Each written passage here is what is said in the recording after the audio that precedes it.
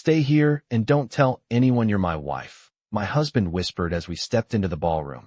And I remember thinking that after 22 years of marriage, I had somehow become the one thing he didn't want people to see.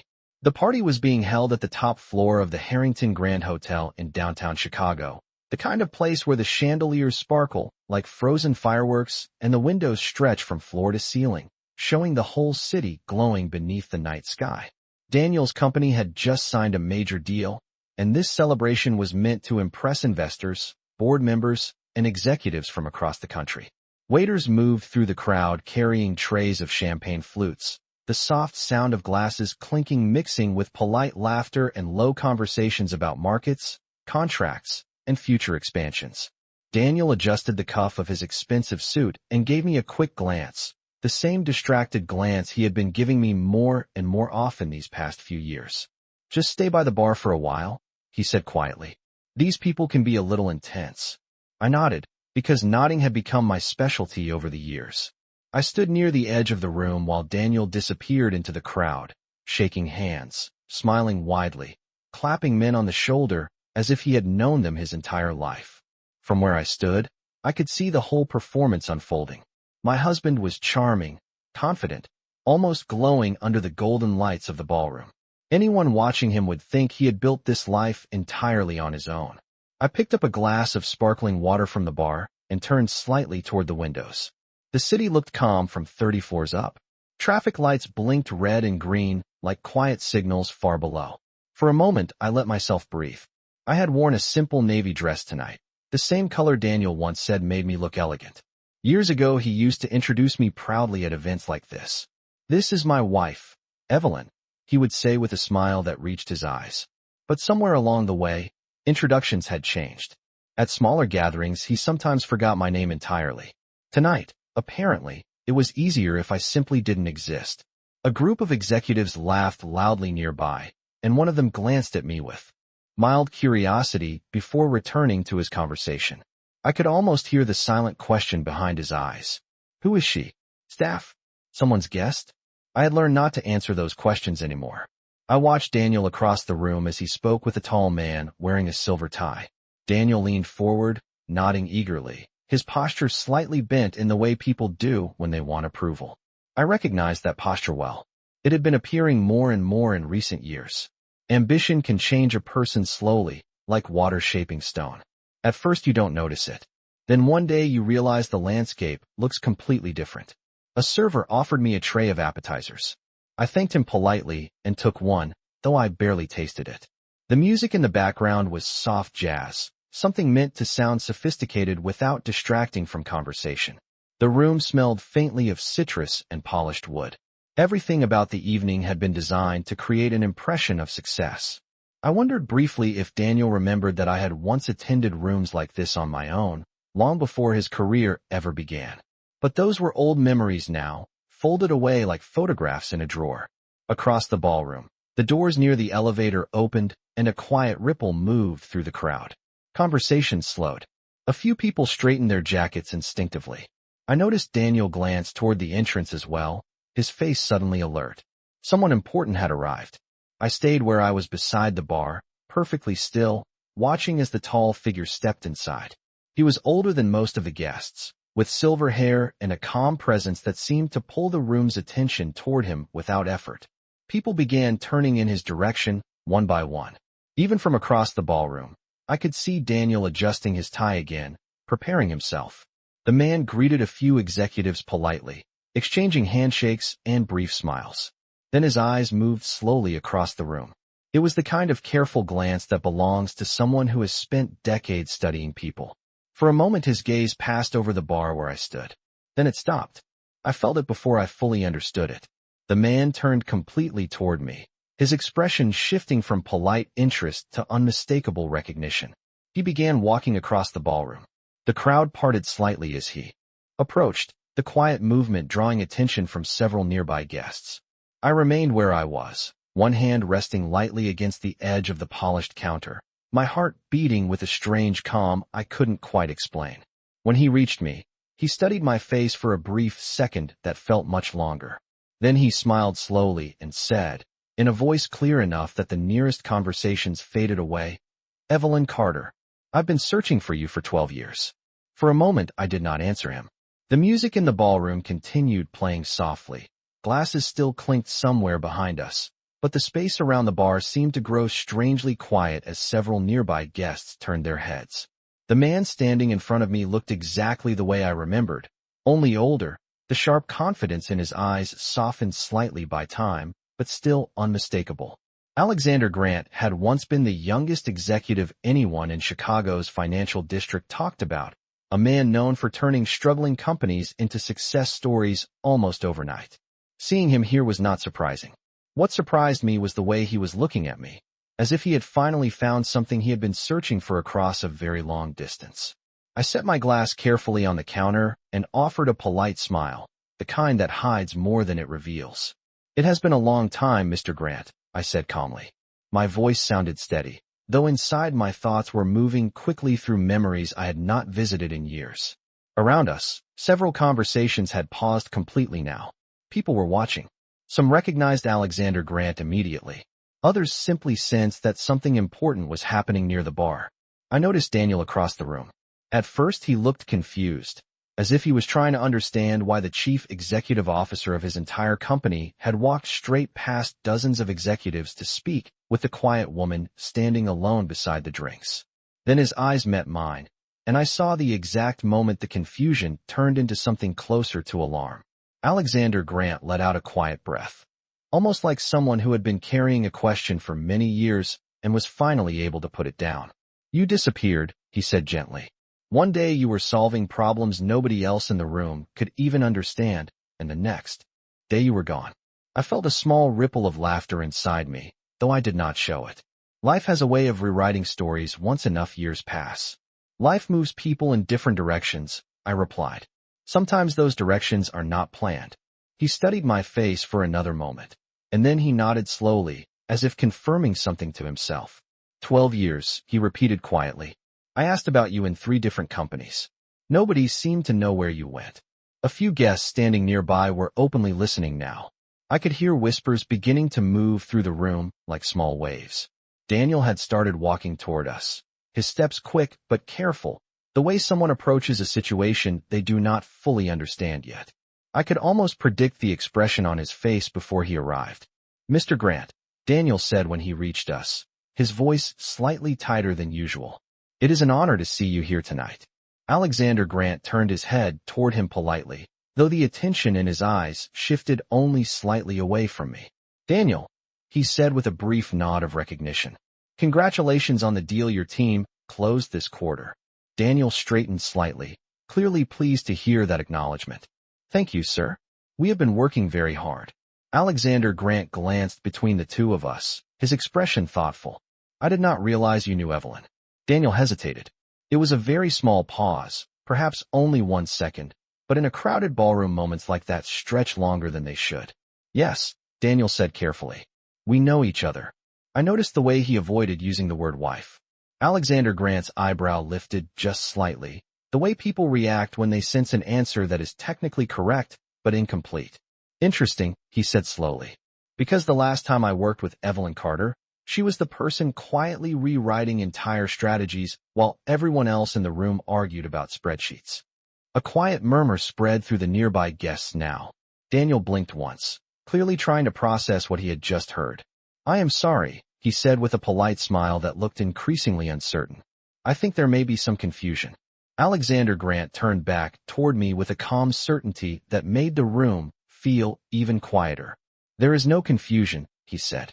Your wife once helped me save a company that people twice her age could not figure out how to fix. I saw Daniel's expression change in a way I had not seen before. Surprise first, then disbelief, and finally the beginning of a question he did not yet know how to ask. The city lights outside the windows continued glowing far below us, but inside the ballroom something subtle had shifted. People who had ignored me earlier were now watching closely, waiting to hear what would be said next.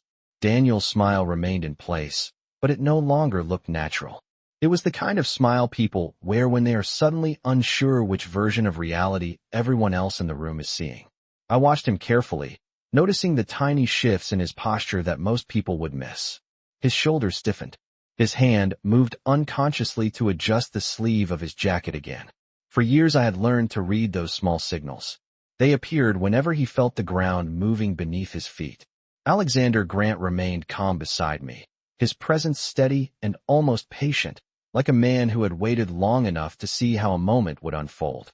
Around us, the conversations in the ballroom had not fully resumed. Some guests pretended to continue speaking with their colleagues, but their attention kept drifting back toward us. In places like this, curiosity travels faster than music. Daniel cleared his throat lightly and forced a short laugh. "Well," he said, glancing briefly at me before returning his focus to the chief executive officer. "My wife has always been modest about her past."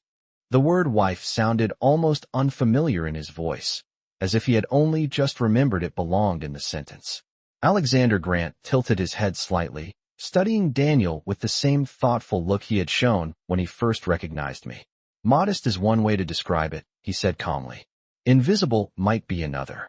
The comment was not harsh, but it carried a quiet weight that settled into the air between us. I could almost feel Daniel trying to reorganize his thoughts. The version of me that existed in his professional life was simple, quiet, supportive. The woman who stayed home while he built his career step by step. That version had never required explanation. But the version Alexander Grant was describing did not match the story Daniel had been telling for years. I folded my hands loosely in front of me, listening without interrupting. There is a certain peace that comes when you stop trying to correct every misunderstanding. Sometimes the truth reveals itself more clearly when you simply allow other people to speak. Alexander Grant continued in the same calm tone. 12 years ago, we were trying to restructure a failing manufacturing company in Milwaukee. Every consultant we hired came back with the same complicated reports and expensive plans. None of them actually solved the problem. He paused briefly and glanced at me with a faint smile that carried both respect and memory. Then Evelyn walked into the meeting room with a legal pad and 3 questions nobody else had thought to ask. A few of the nearby guests leaned closer now, their curiosity no longer hidden. Daniel blinked again. "Milwaukee," he repeated slowly. "I do not recall hearing about that."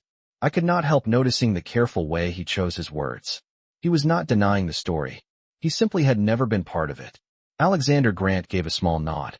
"Most people do not remember that project. It was considered a lost cause at the time. Investors had already prepared to walk away." He turned slightly toward the bar and rested one hand against the polished surface as if the memory required a moment of stillness. Evelyn studied the production reports for less than an hour. Then she explained something the rest of us had overlooked. The problem was not the machines. It was the shipping contracts. Daniel's forehead creased with confusion. Alexander continued. 3 weeks later, the company was profitable again. Not because of a complicated financial strategy. Because someone finally noticed the simplest mistake. The room had grown noticeably quieter now. Even the musicians seemed to be playing more softly, as if the story itself had become part of the evening's entertainment. Daniel looked at me again, but this time the expression in his eyes had changed. It was no longer mild embarrassment about a conversation he could not control. It was genuine surprise, mixed with the slow realization that there were entire chapters of my life he had never asked about. I met his gaze calmly, offering no explanation. Alexander Grant straightened slightly and looked between us once more. "I tried to hire Evelyn after that project," he said. "Several times." His voice carried a trace of quiet admiration. "But she declined every offer." Daniel let out a small breath, as if that detail finally pushed the moment beyond his understanding. "You declined?" he said, turning fully toward me now. The question was simple, but behind it sat a deeper one he had never considered before. Why would anyone refuse the opportunity he had spent years chasing? I looked at the lights reflecting in the champagne glasses along the bar before answering. "At the time," I said gently, "I had other priorities." Alexander Grant watched the exchange with calm interest, the corners of his mouth lifting slightly, as if he already knew how much Daniel was about to learn about the woman he thought he understood. Daniel stared at me, as if he were seeing a stranger wearing my face. The question he had just asked still lingered between us, simple on the surface, but heavy with the weight of everything he had never noticed. Around us, the ballroom lights reflected softly against the tall windows, and the quiet hum of conversation slowly returned in distant corners of the room, though many people were still watching. Alexander Grant did not rush the moment. He simply stood beside the bar with the calm patience of someone who had spent decades in rooms where truth arrived slowly. Daniel spoke again, this time more carefully. "You never mentioned any of this." His voice carried confusion rather than accusation, but it was clear he was searching for an explanation that would fit the version of our life he had always believed in. I looked at him gently, not with anger, not even with disappointment, just with the quiet clarity that comes when years of silence finally begin to make sense. "You never asked," I said softly. The words were not sharp. They did not need to be. Sometimes the simplest answer is the one people find hardest to hear. Daniel blinked once, as if trying to remember every conversation we had shared over the years. There had been many dinners at our kitchen table, many evenings when he talked about quarterly targets and promotions and the next step in his career. During those conversations I had listened. I had nodded. I had offered encouragement when he doubted himself. But it was true. He had never asked what my own work used to look like before. We built our life together. Alexander Grant watched the exchange with thoughtful interest, then spoke again in the same steady voice. "When Evelyn left consulting, several people in the industry assumed she had accepted a position somewhere overseas. Others thought she had started her own firm quietly." He glanced at me again with a faint smile. "None of us imagined she simply chose a different kind of life." Daniel's eyes moved between us, the pieces slowly rearranging in his mind. "You left the industry completely?" he asked. I nodded. "Yes." "Why?" The question came out more quickly this time, almost instinctively. For the first time since joining us, Alexander Grant did not answer for me. He simply waited. I looked down briefly at the smooth surface of the bar where the reflection of the ballroom lights shimmered like soft gold. 12 years is a long time. Long enough for decisions to grow quiet and settle into memory. When Daniel received his first management position, I explained calmly. It required moving to a new city. The travel schedule was demanding. We both knew someone needed to keep life stable while everything else changed. Daniel's expression shifted again, a flicker of recognition passing across his face. I could see him remembering that period now. The small apartment near the river. The late nights he spent preparing reports while I organized the move, handled the paperwork, and made sure every detail of our new life fit together smoothly. At the time it had felt like teamwork. Alexander Grant gave a thoughtful nod. "Many people say they value partnership," he said quietly. "Very few understand what it actually looks like." Daniel opened his mouth as if to speak, then paused. The room around us continued to move again, conversations restarting slowly, but the circle of attention surrounding the three of us had not fully disappeared. A few colleagues stood nearby pretending to discuss business while clearly listening. Daniel's voice was softer when he spoke again. "I did not realize you gave up that much." I met his gaze without hesitation. "I did not give it up," I said gently. "I chose something else for a while." The distinction seemed to settle over him like a new idea he had never considered before. Alexander Grant studied Daniel for a moment, then added quietly, "And yet your career benefited from that choice more than you might realize." Daniel frowned slightly. "What do you mean?" The chief executive officer rested one hand against the bar again, his tone calm, but unmistakably clear. "When your application crossed my desk 6 years ago, your name looked familiar. I could not immediately remember why." He paused briefly, then continued. "Then I found an old email in my archive." Daniel's confusion deepened. "An email?" Alexander Grant nodded once. "From Evelyn, recommending someone she believed had strong potential and a disciplined work ethic." Daniel's breath caught slightly as the meaning of those words began to form. The silence that followed was not dramatic. It was simply the quiet realization of a truth that had been standing beside him all along, unnoticed. Daniel did not speak immediately. The words Alexander Grant had just said seemed to settle slowly into the space around us, as if the entire ballroom needed a moment to absorb them. I watched my husband carefully. For years I had seen him navigate difficult negotiations, complicated meetings, and tense presentations with impressive confidence. But this was different. This was not a challenge he had prepared for.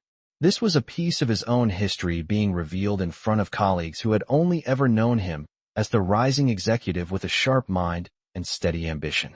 You recommended me? He finally asked, his voice lower now, almost uncertain. Alexander Grant nodded calmly. 6 years ago. Your resume came across my desk when our company was expanding its operations division. I noticed the name Carter and remembered an email from years earlier. Daniel shook his head slightly, as if the information refused to settle into place. I never knew that. I could see the quiet conflict in his expression. Gratitude wanted to appear, but confusion was standing in the way. Alexander Grant continued in the same composed tone. The message was short but clear. Evelyn wrote that you were disciplined, focused, and willing to work harder than most people in the room. She said you had the patience required for leadership. A few people standing nearby exchanged quick glances. Those were the kinds of qualities every company valued. Daniel swallowed lightly. You hired me because of that email? It helped, Alexander said. But the decision was still yours to justify. And to your credit, you did. For a moment Daniel seemed relieved by that last sentence, as if it restored part of the ground beneath his feet. Yet the larger realization still remained. The path he believed he had climbed alone had quietly begun with a door someone else opened. Daniel turned to me again. Why did you never mention this? He asked. His tone was no longer defensive. It carried genuine curiosity now, the kind that appears when someone begins seeing familiar things from a completely new angle. I considered the question carefully before answering. Because it was not important, I said simply. Your success belonged to you. The response seemed to surprise him more than the earlier revelations. He searched my face as if trying to measure the sincerity of those words. I did not look away. Across the ballroom the music continued playing, though softer now, as if the evening itself had become thoughtful. Alexander Grant rested his hands lightly on the edge of the bar and studied both of us. There is something else you should know, he said calmly. Daniel's attention returned to him immediately. After I read that email, I called Evelyn. Daniel blinked. You spoke to her? I nodded gently. Briefly. Alexander Grant smiled faintly. I asked her why she was recommending someone instead of applying for the position herself. At the time, our company was searching for experienced strategic analysts. Daniel looked between us again, clearly trying to reconstruct a conversation he had never known existed. And what did she say? Alexander Grant's expression softened with quiet respect. She told me she had chosen a different role for the next chapter of her life, one that required the same level of commitment, but would never appear on a corporate resume. Daniel's brow tightened slightly. He understood the meaning now, though the simplicity of it seemed to trouble him. You mean our marriage, he said quietly. Our life together. I gave a small nod. Yes. The silence that followed felt heavier than anything said before. Several colleagues who had been pretending not to listen were now openly watching, their curiosity no longer hidden behind polite conversation. In rooms like this, reputations travel quickly, but truth travels even faster. Daniel finally spoke again, though this time his voice carried something new. Reflection. I always believed I built my career step by step, he said slowly. Late nights. Extra projects. Every promotion earned. Alexander Grant nodded thoughtfully. You did earn them. But sometimes the strongest foundations are the ones we do not see being built beneath us. Daniel looked at the floor briefly, then back at me. For the first time that evening, there was no uncertainty in his expression, only realization. The quiet recognition that the woman he had asked to stand quietly by the bar had been standing beside him in far more important moments long before tonight. Daniel remained silent for a long moment, and in that silence I could almost hear the quiet rearranging of years inside his mind. The ballroom around us slowly returned to its rhythm. Waiters continued moving between tables. The soft music carried through the air again, and distant conversations resumed. But the small circle of space around the bar still felt different, as if something important had shifted and everyone nearby could sense it. Daniel finally looked directly at me again, and this time his expression carried something I had not seen in a very long time. Not authority, not impatience, not even pride. It was uncertainty, the kind that appears when someone realizes they may have misunderstood a story they thought they knew by heart. I wish you had told me, he said quietly. I studied his face for a moment before answering. I did, I replied gently. He frowned slightly. When? Many times, I said. Just not in the way you expected. His confusion deepened, and I could see him searching through memories again. For years our evenings had followed the same pattern. Daniel would come home after long days at the office, his briefcase filled with reports and numbers and projections. He would sit at the kitchen table and explain the challenges he was facing. A difficult negotiation, a manager who needed guidance, a project that seemed impossible to complete on time. I had listened carefully during those conversations. Sometimes I asked a few questions. Sometimes I offered an idea that helped him look at the situation from another angle. I had never presented those moments as expertise. I had simply called them conversation. Alexander Grant watched Daniel with calm patience, as if he had already guessed what realization was slowly approaching. "Your wife has been advising you for years," he said evenly. Daniel looked startled. "What do you mean?" The chief executive officer gestured lightly with one hand. "Think about your last major promotion. The operations restructuring project." Daniel nodded slowly. "Yes." "Who suggested the idea of reorganizing the regional teams into smaller decision units?" Daniel hesitated. I could see the memory returning to him. That evening had taken place in our kitchen nearly 2 years earlier. He had been frustrated, convinced the project would fail because the existing structure was too complicated. I had asked him a simple question while pouring tea. Why was every decision traveling through the same 3 managers? What would happen if responsibility moved closer to the people actually doing the work? Daniel had stared at the table for a long time that night. The following week, he presented a revised strategy to his supervisors. That proposal eventually earned him the promotion he had celebrated so proudly. Daniel's eyes shifted toward me again. "That conversation," he said slowly. "You were the one who—" He did not finish the sentence. He did not need to. Alexander Grant nodded once. "I recognized the pattern when I reviewed the internal reports from your department. The thinking behind several of your solutions felt very familiar." Daniel exhaled quietly. It was not frustration. It was something closer to astonishment. "All this time," he said, almost to himself, "you were helping me." I gave a small, calm smile. "We were building a life together," I said. Helping each other was part of that. The words were simple, but they seemed to land differently now than they might have years ago. Daniel looked around the ballroom briefly, as if seeing the room from a new perspective. Earlier that evening, he had asked me to stand quietly near the bar, away from the conversations and introductions that might complicate his professional image. Now the same colleagues who had once ignored me were standing only a few steps away, clearly aware that something far more interesting than business contracts was unfolding beside them. Alexander Grant straightened his jacket slightly and glanced across the ballroom before returning his attention to us. "The truth," he said calmly, "is that leadership rarely belongs to just one person. The best leaders recognize the people whose ideas strengthen their own." Daniel lowered his gaze for a brief moment, then looked back at me again. His voice was softer this time. "I did not recognize it," he admitted. I held his gaze without bitterness. There was no need for that now. Recognition, after all, often arrives later than people expect. And sometimes, it arrives in the middle of a crowded ballroom, under bright lights, when the quiet contributions of one person finally become impossible for everyone else to overlook. Daniel stood very still after my last words, as if he had just stepped into a room he did not realize existed inside his own life. The ballroom around us continued moving with the soft rhythm of polite conversation and quiet music, but the small space between the 3 of us remained unusually calm. I could feel the attention of several nearby colleagues, the subtle pauses in their conversations whenever our voices carried across the polished floor. Daniel looked at me again, and this time there was no attempt to control the situation, no effort to maintain the confident image he usually wore during corporate events. There was simply a man trying to understand the quiet history standing beside him. "All those nights at the kitchen table," he said slowly, almost thinking out loud. "When you asked those questions, when you suggested those changes." I nodded gently. "They were just conversations." He shook his head slightly. "They were more than that." Alexander Grant observed the moment with the composed patience of someone who had seen many leaders discover uncomfortable truths about themselves. He did not interrupt. He simply allowed Daniel the time to arrive at his own understanding. Daniel finally looked toward him again. "You recognized it," he said. It was not a question. Alexander Grant gave a calm nod. "Experience teaches you to notice patterns. When someone consistently finds the simplest solution in complicated situations, that is rarely an accident."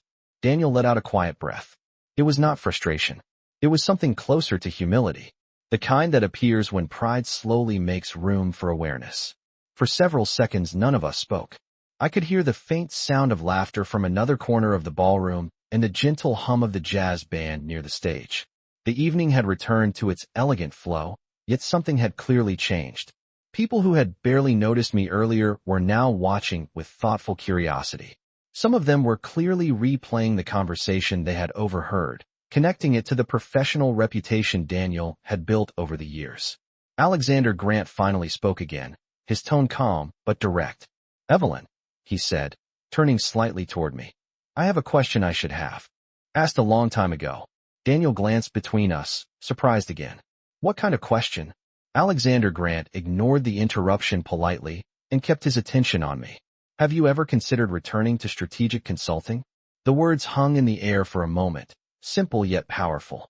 Daniel's eyes widened slightly. Several nearby guests looked up immediately. Even the bartender paused while polishing a glass, his attention drawn toward us. I considered the question without rushing my answer. The idea itself was not unfamiliar. Over the years there had been quiet moments when I wondered what my professional life might look like if I had continued down that path. But life has a way of guiding people into different roles, and I had never regretted the one I chose. "It has been a long time," I said thoughtfully. Alexander Grant smiled faintly. "Experience does not disappear simply because it has been and used." Daniel looked at me again, the surprise in his expression slowly giving way to something more reflective. "You could do that?" he asked quietly. There was no doubt in his voice now, only curiosity, and perhaps a growing respect for the woman he was finally beginning to see clearly. I met his gaze calmly. "Possibly." Alexander Grant straightened slightly, his expression carrying the quiet confidence of someone accustomed to making important decisions. "Our company is expanding its strategic development division next year. We need people who can see problems from angles others miss." He paused briefly before adding, "People exactly like you." Daniel blinked again, processing the meaning behind those words. Around us the room had grown noticeably quieter once more. The offer was not being made in a private office or behind closed doors. It was being spoken in the middle of a crowded ballroom, in front of executives who clearly understood the significance of the invitation. I rested my hand lightly on the edge of the bar and looked out through the tall windows for a moment.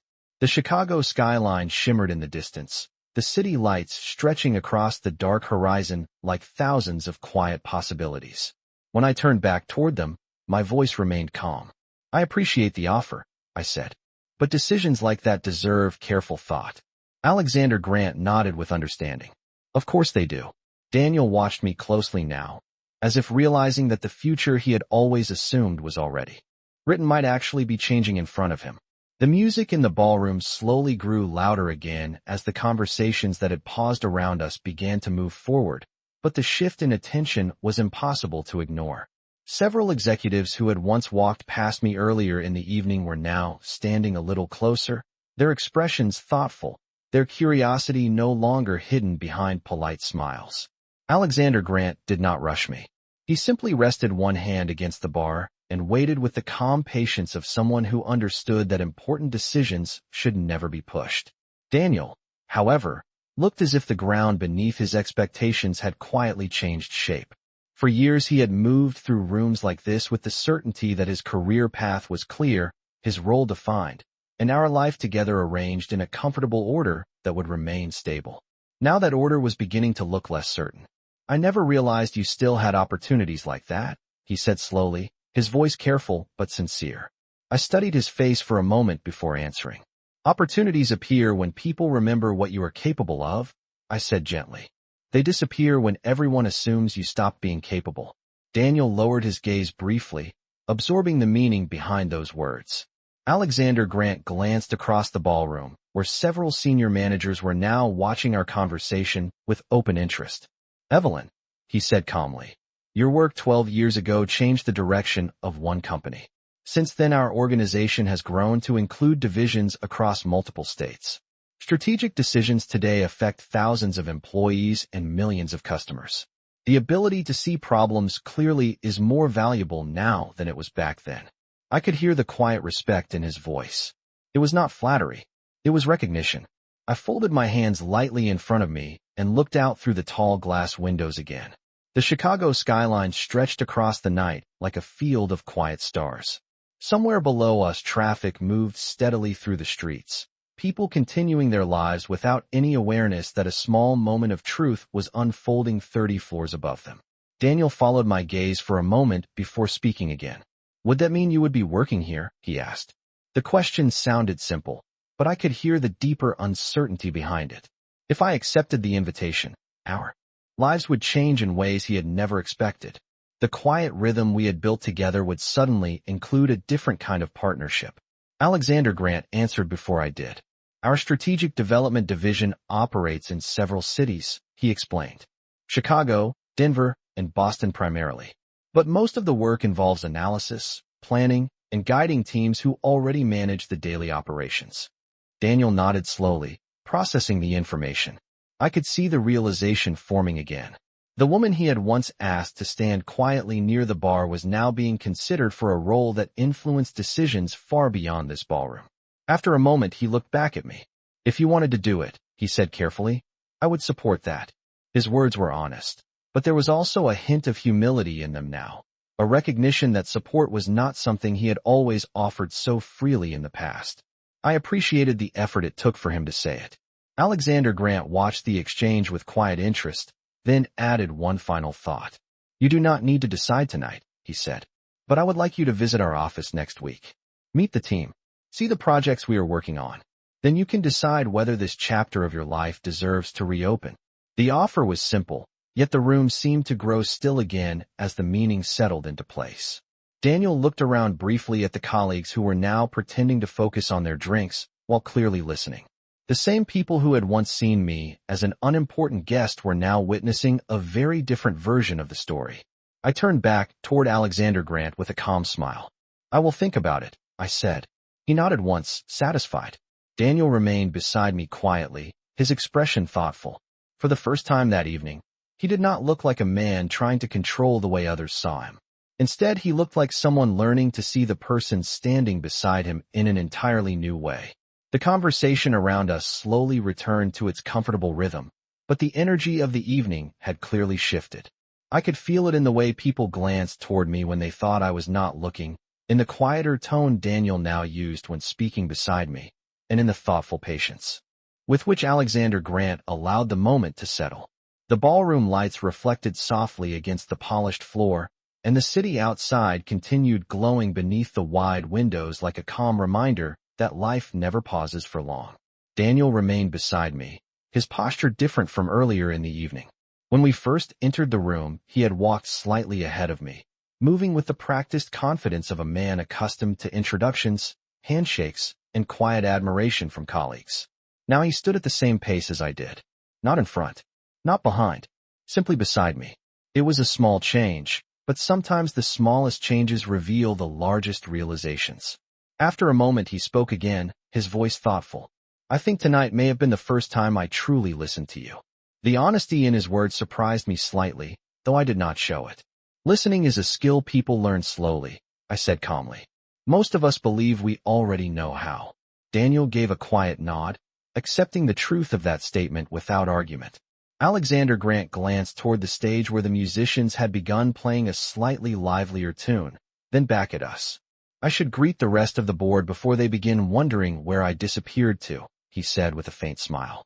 "But Evelyn, I hope you will consider my invitation seriously." I met his gaze and returned the same calm respect he had shown me throughout the evening. "I will." He nodded once more, then extended his hand briefly. I shook it, feeling the firm, confident grip of someone who had spent years making difficult decisions. Before leaving, he looked at Daniel for a moment and added quietly, "Leadership is not measured by how far a person walks ahead. It is measured by how well they recognize the people walking beside them." Daniel absorbed the words without responding, but I could see their meaning settle into his thoughts. Alexander Grant then moved away through the crowd, greeting several executives who quickly gathered around him. Within seconds, he was once again the center of attention, discussing projects and shaking hands as if nothing unusual had happened at all. The ballroom gradually returned to its elegant routine. Waiters refilled glasses, small groups formed around high tables, and the music carried gently through the air. Yet Daniel and I remained near the bar for a few moments longer. Finally, he looked at me again. I am sorry, he said quietly. The apology was simple. It was not dramatic, but it was sincere. I considered his words for a moment before replying. For what? I asked. Daniel looked down briefly, then back up. For assuming I knew your entire story. I allowed myself a small smile. Most people assume that about the people closest to them. He nodded slowly. I asked you to stand here tonight because I thought it would make things easier. For you? I said gently. Yes, he admitted. The honesty in that single word carried more weight than a long explanation ever could. We both looked toward the windows again where the city lights stretched endlessly across the night. After a moment, Daniel spoke once more.